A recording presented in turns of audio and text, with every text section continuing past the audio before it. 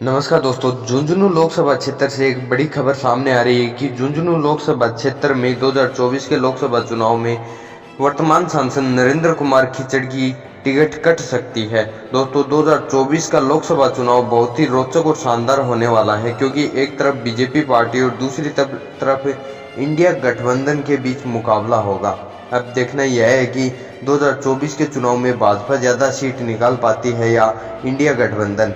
आप सभी को पता है कि कांग्रेस और अन्य छोटे दलों ने मिलकर इंडिया गठबंधन बनाया है और एक तरफ 2024 के लोकसभा चुनाव में भाजपा पार्टी अकेले चुनाव लड़ेगी।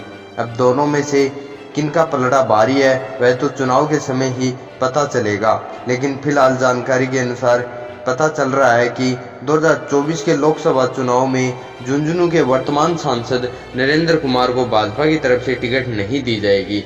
इसके साथ ही सवाल यह भी सामने आ रहा है कि नरेंद्र कुमार की जगह भाजपा किस उम्मीदवार को झुंझुनू लोकसभा क्षेत्र से मैदान में उतारेगी। क्या नरेंद्र कुमार टिकट नहीं मिलने पर निर्दलीय चुनाव लड़ सकते हैं? क्या नरेंद्र कुमार की जगह शुभकरण चौधरी को झुंझुनू लोकसभा क्षेत्र से टिकट मिल सकती है या किसी युवा नेता को मैदान में उतारा जाएगा? नमस्कार दोस्तों, मैं सचिन सैनी, आप देख रहे हैं पीजीएस न्यूज। दोस्तों, लोकसभा चुनाव जैसे जैसे निकट आ रहे हैं वैसे वैसे हर लोकसभा क्षेत्र से यही सवाल सामने आ रहे हैं कि भाजपा और कांग्रेस की तरफ से किन किन उम्मीदवारों को मैदान में उतारा जाएगा।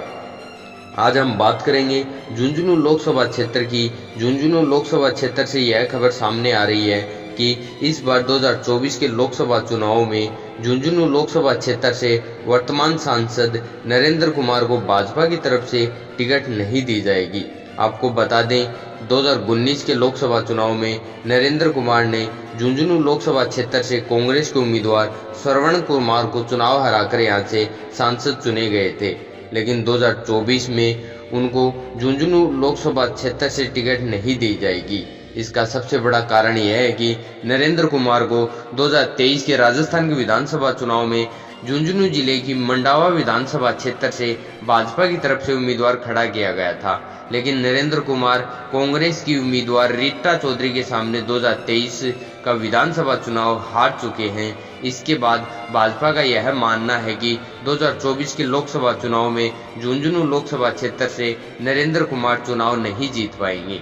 इस वजह से झुंझुनू लोकसभा क्षेत्र में नरेंद्र कुमार की जगह किसी नए उम्मीदवार को मैदान में उतारा जाएगा।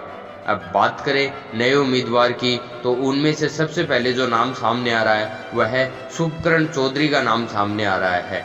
शुभकरण चौधरी जो कि झुंझुनू जिले की उदयपुरवाटी विधानसभा क्षेत्र से आते हैं, जो 2023 के विधानसभा चुनाव में भाजपा की टिकट पर उदयपुरवाटी विधानसभा क्षेत्र से चुनाव लड़े थे, लेकिन वहां से शुभकरण चौधरी ने कांग्रेस के उम्मीदवार भगवाना राम सैनी के सामने चुनाव हार चुके हैं।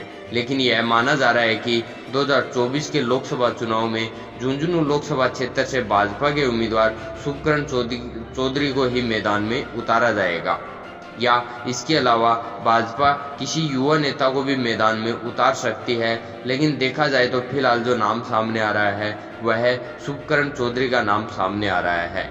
अब सवाल यह सामने आता है कि अगर भाजपा शुभकरण चौधरी या किसी नए उम्मीदवार को झुंझुनू लोकसभा क्षेत्र से उम्मीदवार खड़ा करती है, तो क्या नरेंद्र कुमार निर्दलीय झुंझुनू लोकसभा क्षेत्र से चुनाव लड़ेंगे? दोस्तों, अब देखना यह है कि भाजपा यहाँ पर किस उम्मीदवार को 2024 में लोकसभा चुनाव के लिए उम्मीदवार खड़ा करती है। देखना यह है कि शुभकरण चौधरी को ही मैदान में उतारेगी या किसी नए उम्मीदवार को चुनाव में मैदान में उतारेगी। दोस्तों, अगर आपको जानकारी अच्छी लगी हो तो कमेंट करके ज़रूर बताएं। अगर आपने अभी तक हमारे YouTube चैनल को सब्सक्राइब नहीं किया है तो प्लीज़ लोकसभा चुनाव के बारे में जानकारी पाने के लिए चैनल को सब्सक्राइब जरूर कर लें। धन्यवाद।